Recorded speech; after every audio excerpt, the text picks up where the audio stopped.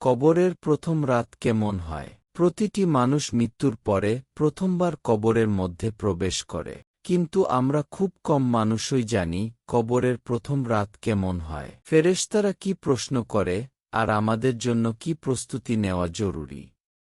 আজ আমরা জানব কোরআন ও হাদিসের আলোকে কবরের প্রথম রাতের প্রকৃতি, কোন ধরনের শাস্তি বা শান্তি আসে, আর আমরা কিভাবে প্রস্তুত থাকতে পারি। কবর কি? কোরআনে আল্লাহ বলেন, তোমরা সবাই মৃত হবে, তারপর প্রতিটি মানুষকে তার কাজের জন্য বিচার করা হবে। কবর হল সেই স্থান যেখানে আত্মা প্রবেশ করে, আর মানুষের প্রথম হিসাব শুরু হয়। এই মুহূর্তে শুধু কাজ ও ঈমানই সাহায্য করে।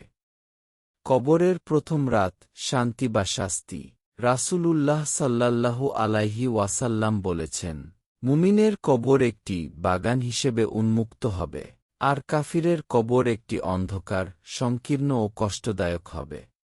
অর্থাৎ, নেককারের জন্য কবরের প্রথম রাত শান্তিময়, তাদের জন্য এটি আল্লাহর রহমতের একটি অংশ। কিন্তু যারা গুনাহ করেছে, তাদের কবর সংকীর্ণ ও কষ্টদায়ক হয়। কবরের ভেতরে মানুষকে ৩টি প্রশ্ন করা হবে। এই প্রশ্নগুলো কবরের দুই ফেরেশতা, মুনকার ও নাকির। প্রথম প্রশ্ন, তোমার রব কে? দ্বিতীয় প্রশ্ন, তোমার দিন কি?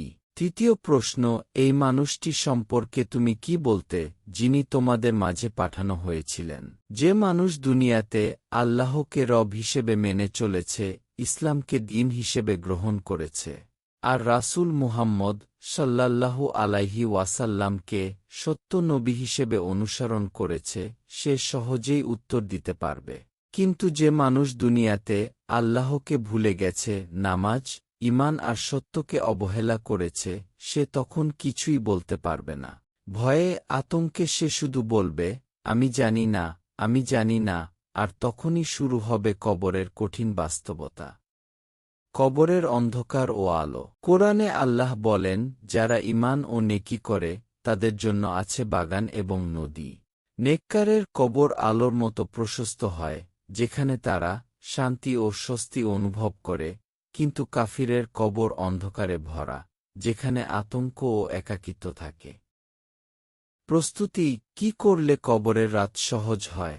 নিয়মিত নামাজ ও তাকওয়া, নেকি ও সদকা করা, গুনাহ থেকে তওবা, কোরআন পড়া ও জানার চেষ্টা, শেষ মুহূর্তে মুখে লা ইলাহা ইল্লাল্লাহ রাখা।